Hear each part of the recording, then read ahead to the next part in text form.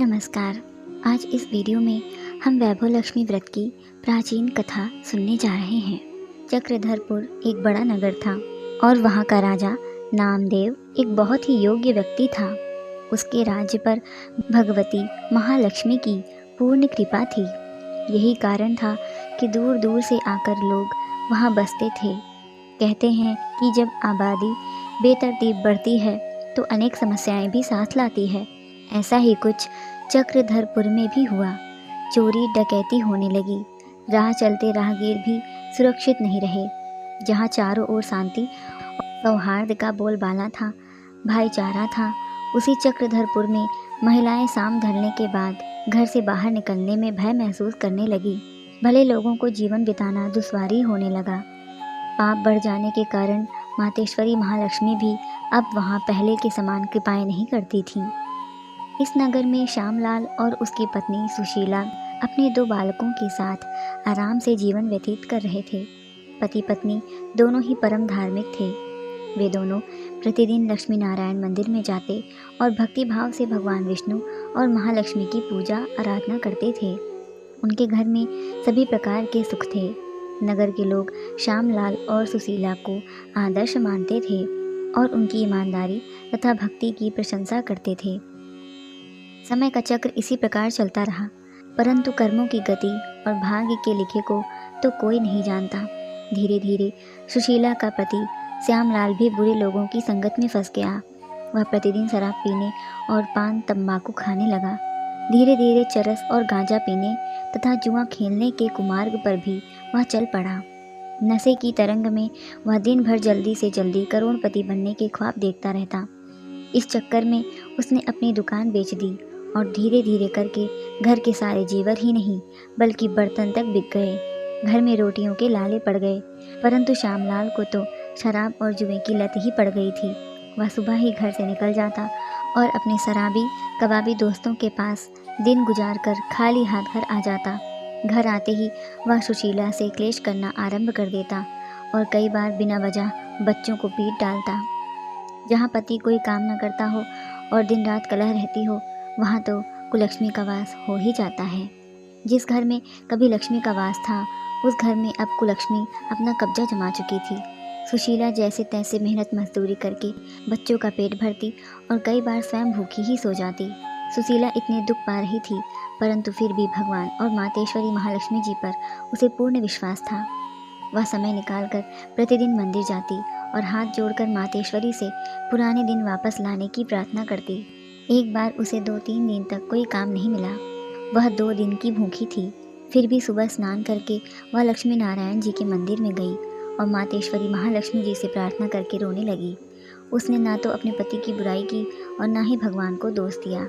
रो रो कर यही कहती रही, हे माता, आप मुझे मेरे किस पाप की सजा दे रही हैं? बच्चों का भूखा रहना मुझसे नहीं देखा जाता। अब तो कुछ उपाय करो। मंदिर के पुजारी सुशीला को काफ़ी समय से देख रहे थे। पुजारी जी ने सुशीला से उसके रोने का कारण पूछा। तब सुशीला रोते हुए कहने लगी, महाराज, हमारे घर में सभी सुख थे। मेरे पति की अच्छी खासी दुकान थी। वह बहुत ही ईमानदार और धार्मिक थे, परंतु अब वह शराब पीने और जुआ खेलने लग गए हैं। दुकान और घर का सभी सामान बिक चुका है। आज तो बच्चों ने भी सुबह से कुछ नहीं खाया। घर में अनाज का एक दाना तक नहीं है। सुशीला की बात सुनकर पुजारी जी बोले, बेटी, निराश मत हो। सुख और दुख तो धूप और छाया की तरह आते जाते ही रहते हैं। सुख के बाद दुख और दुख के बाद सुख आता ही रहता है। परंतु अब तेरे दुखों के दिन समाप्त हो चुके हैं। तू मातेश्वरी वैभव लक्ष्मी का व्रत कर। मातेश्वरी वैभव लक्ष्मी धन धान्य, योग्य संतान और मान सम्मान प्रदान करने वाली मातेश्वरी हैं। वह करुणा और दया की साक्षात मूर्ति हैं। तू 11, 21 अथवा 51 शुक्रवारों तक घर में ही मातेश्वरी वैभव लक्ष्मी जी की पूजा कर और उनके निमित्त व्रत रख। मातेश्वरी वैभव लक्ष्मी तुझ पर अवश्य कृपा करेंगी। पुजारी जी के वचन सुनकर सुशीला आनंदित हो गई। वह हाथ जोड़कर पुजारी जी से बोली, महाराज, आपका कथन सत्य है।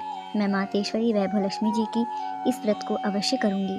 आप मुझे इसका पूरा विधि विधान और तरीका बतला दीजिए। मुझे आप पर और मातेश्वरी वैभव लक्ष्मी जी पर पूर्ण विश्वास और अटूट श्रद्धा है। सुशीला की भक्ति भावना और श्रद्धा देखकर पुजारी जी ने सुशीला को संपूर्ण शास्त्रोक्त विधान बतलाया। पुजारी जी कहने लगे, बेटी, मातेश्वरी वैभव लक्ष्मी का यह व्रत और पूजन प्रत्येक शुक्रवार को किया जाता है। सर्वप्रथम जितने शुक्रवारों तक यह व्रत करना हो उसका संकल्प लेकर माँ वैभव लक्ष्मी को मन ही मन प्रणाम करो। स्नान आदि से निवृत्त होकर स्वच्छ वस्त्र पहनकर पूरब दिशा की ओर मुख करें और आसन पर बैठो। सामने एक चौकी पर चावल की एक डेरी लगाकर उस पर पानी से भरा कलश स्थापित करो। यह कलश तांबे अथवा मिट्टी का होना चाहिए। कलश को कटोरी से ढक दो और उस कटोरी में कोई भी सोने का गहना रख दो। सोने का ना हो तो चांदी का भी चल सकता है। वह भी ना हो तो रुपए का सिक्का भी रखकर पूजा की जा सकती है। पूजा की विधि बतलाते हुए पुजारी जी ने आगे कहा, बेटी, तुम धन प्राप्ति और पति को सुधारने के लिए यह व्रत कर रही हो तो मातेश्वरी से प्रार्थना करना, हे जगत माता, मैंने आपसे आज तक कुछ नहीं मांगा, परंतु आज मैं मजबूर हो गई हूँ माँ। आज पहली बार आपसे इस घर की खुशियाँ मांग रही हूँ। माँ, मुझे धनवान बनने की कोई लालसा नहीं, मुझे तो जीने के लिए धन की ज़रूरत है जिससे हम खाना खा सकें। मेरे बिगड़े हुए पति को सुधार दो माँ। पुजारी जी आगे कहने लगे, पुत्री, जिसे संतान की कामना हो वह संतान के लिए और जो अन्य कार्यों का इच्छुक अपने कार्य की सिद्धि के लिए मातेश्वरी से प्रार्थना करे। प्रार्थना करने के बाद मातेश्वरी के चालीसे का गायन करके मातेश्वरी के यंत्र और चित्र की आरती उतारें। आरती के पश्चात प्रसाद बांटें और स्वयं भी ग्रहण करें। दिन में एक बार सादा सात्विक भोजन करें। इस प्रकार शास्त्रोक्त विधि से व्रत करने वालों की सभी मनोकामनाओं को मातेश्वरी वैभव लक्ष्मी शीघ्र ही पूर्ण कर देती हैं। पुजारी जी के मुखारविंद से व्रत की महिमा और विधि सुनकर सुशीला ने उसी समय 21 शुक्रवारों तक व्रत करने का निश्चय कर लिया। वह पुजारी जी से कहने लगी, महाराज, अब आप इस व्रत के उद्यापन की विधि भी बतला दीजिए। उद्यापन के बिना तो व्रत अधूरा ही रहता है। पुजारी जी कहने लगे, पुत्री, चाहे जितने भी शुक्रवार व्रत करने का संकल्प लिया हो, मन में माँ वैभव लक्ष्मी के प्रति श्रद्धा और आस्था बराबर बनी रहनी चाहिए। जिस दिन अंतिम शुक्रवार का व्रत हो उस दिन शास्त्रोक्त विधि से उद्यापन किया जाता है। अन्य शुक्रवारों की भांति ही इस दिन भी पूजन करें, परंतु प्रसाद के रूप में खीर अवश्य रखें। पूजा के बाद नारियल फोड़कर 5, 7 या 11 कुंवारी कन्याओं के चरण धोकर कुमकुम का तिलक लगाकर पूजन करें। उन्हें भोजन कराने के पश्चात सामर्थ्य अनुसार दक्षिणा भी देनी चाहिए और माँ वैभव लक्ष्मी व्रत की पुस्तकें उपहार स्वरूप में अवश्य दें। फिर प्रसाद के रूप में खीर वितरित करें। अब माँ वैभव लक्ष्मी के सभी स्वरूपों को मन ही मन नमन करते हुए कहें, हे माँ, यदि मैंने शुद्ध तथा निर्मल हृदय से आपकी पूजा करते हुए वैभव लक्ष्मी व्रत पूर्ण किया है तो आप मेरी यह मनोकामना पूर्ण करना और सदैव कृपा दृष्टि बनाए रखना। पुजारी जी को नमस्कार करके और लक्ष्मी नारायण की मूर्ति के आगे 21 शुक्रवारों तक यह व्रत करने का संकल्प लेकर सुशीला अपने घर आ गई। अगले दिन ही शुक्रवार था। वह मुँह अंधेरे ही उठ बैठी और स्नान आदि कर स्वच्छ वस्त्र धारण किए। दोपहर को आसन पर पूर्व दिशा की ओर मुख करके सुशीला ने अपने सम्मुख रखी चौकी पर चावल की छोटी सी डेरी बनाकर उस पर तांबे का कलश रखा। लेकिन जब स्वर्ण आभूषण रखने की बात आई तो धर्म संकट में पड़ गई। गहना तो उसके पास कोई बचा ही नहीं था। सभी जेवर रोटी पानी के जुगाड़ में बिक चुके थे। विवाहिता स्त्री थी सो मंगलसूत्र भी उतार कर नहीं रख सकती थी। तभी उसे उन नन्ही पायलों का स्मरण हो आया जो उसकी माँ ने उसकी पुत्री के लिए दी थी।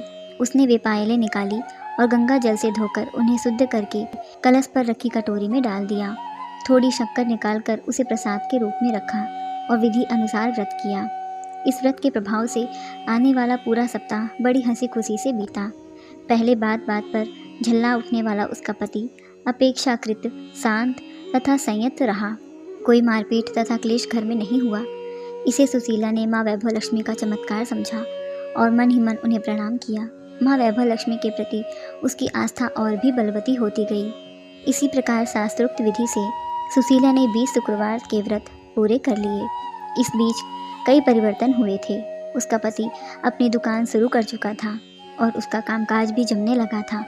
अब घर में यदि किसी चीज़ की अति नहीं थी तो कमी भी नहीं रह गई थी। यह सब माँ वैभव लक्ष्मी के चमत्कार और सुशीला की आस्था तथा विश्वास का परिणाम था। 21वें शुक्रवार को सुशीला ने व्रत का उद्यापन किया। उसने 7 कुंवारी कन्याओं को भोजन कराकर दक्षिणा और पुस्तकें दी। आसपास की सौभाग्यवती स्त्रियों में प्रसाद तथा माँ वैभव लक्ष्मी व्रत कथा की पुस्तकें वितरित की। उसने माँ वैभव लक्ष्मी के हर स्वरूप को प्रणाम किया और कहा, आपकी महिमा निराली है माँ। आपने मेरे सारे दुख हर लिए, मेरे सभी मनोकामनाएं पूर्ण करा दी। मेरा उजड़ा घर फिर से बस गया माँ। मेरा यह नया जीवन आपकी देन है। मैं आजीवन आपकी पूजा अर्चना करूंगी और दूसरों को भी आपकी महिमा से अवगत कराकर वैभव लक्ष्मी के व्रत रखने के लिए प्रेरित करूंगी। जय माँ वैभव लक्ष्मी।